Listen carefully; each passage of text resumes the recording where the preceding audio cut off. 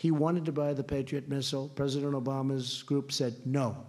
He kept wanting to buy it. They kept saying no, no, no. Couldn't buy it. Now, he needed it for defense. So he then went to Russia, and he bought the S-400. He paid him money, a lot of money, put up a lot of money, and he bought it. As soon as he bought it, people went back to him from our country, and they said, listen, we don't want you to use that system because it's not the NATO system, et cetera, et cetera. You know all the reasons. We don't want you to use that system. Do us a favor. We'll sell you the Patriot. He said, it's too late. I already bought it. Let's speak to Talip Kucukcan, who's a former Turkish MP. He's a foreign policy analyst, also a senior research fellow at TRT World's Research Center. Talip, always good to see you. Listen, apart from the immediate reaction and Turkey condemning the sanctions, what practical situation could Turkey maneuver to make sure that the sanctions don't last longer than necessary? There was a hint not that long ago that actually Ankara might not ever use the S-400. Do you think that's a possibility, that they'll just have paid for it and not actually use it? Let's look at what Turkey faces around us. I think your question should be answered in that context. As long as Turkey faces existential threat around the neighborhood, and as long as the conflicts continue in our neighborhood, Turkey feels that there is an existential threat to the Turkish national security. Therefore, Turkey should be prepared to use anything and everything available to the country. I think this is a very clear answer to what you have said.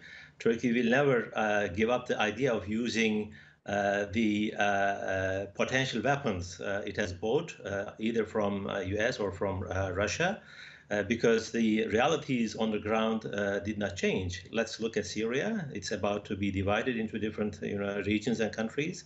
And let's look at PYD and YPG. There is an immediate threat to the Turkish national security. Therefore, Turkey is prepared to defend, I think, its interests, not only in the Syrian border, but also in the Eastern Mediterranean and elsewhere.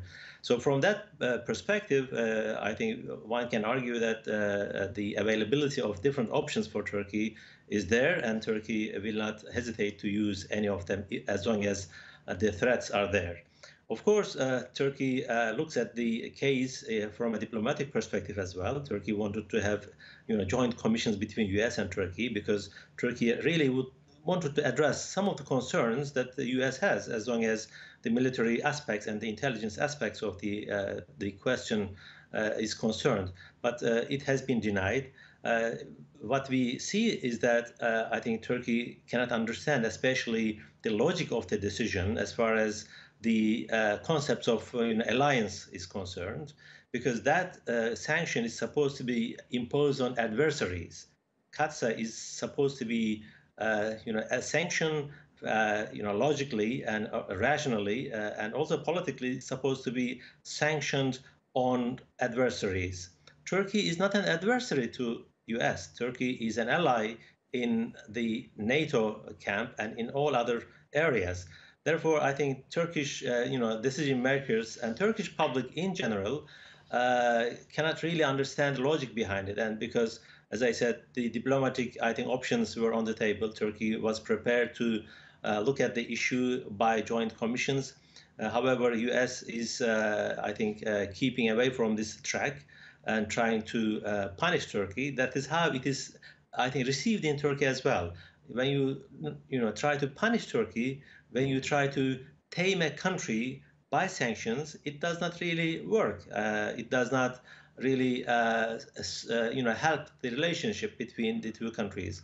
And S-400 is not the only issue that Turkey and I think US diverge, but there are some other fundamental issues that we need to address in that context, because S-400 cannot be separated from the other regional issues and other international issues, as we have said.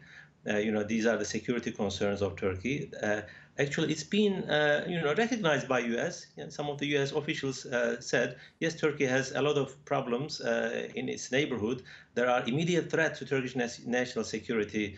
But when we talk about how we defend that national security, what are the options, what are the instruments that we have, it seems that, as you have said in your news report, that Turkey had no option but to buy S-400. After Turkey bought S-400, we have seen lots of explanations and statements from the U.S. administration that Turkey had the right to buy it because it was denied to Turkey. Patriots absolutely. were denied to Turkey. Talip, Jens Stoltenberg, the Secretary General of NATO, has said exactly that Turkey has the right to buy weapons from whoever it wants, and that Turkey is an important member of the 30-nation military alliance. So is there somewhere for Turkey to go in terms of trying to persuade the Americans that the S-400 missile system will not compromise the military alliance? I think since the beginning, Turkey has argued that S-400 will not compromise at all. Turkey will become part of the. Turkey will continue to be part of the NATO, and it's been repeatedly said that Turkey is within the same security umbrella with U.S. and with other European partners. And therefore, Turkey asked U.S. partners to have a joint commission to look at the concerns of the U.S. so that some sort of solution could be found, but that did not happen. And you can see from that perspective that Turkey is ready for diplomatic, I think, initiatives. Turkey would like to be around the table rather than being punished.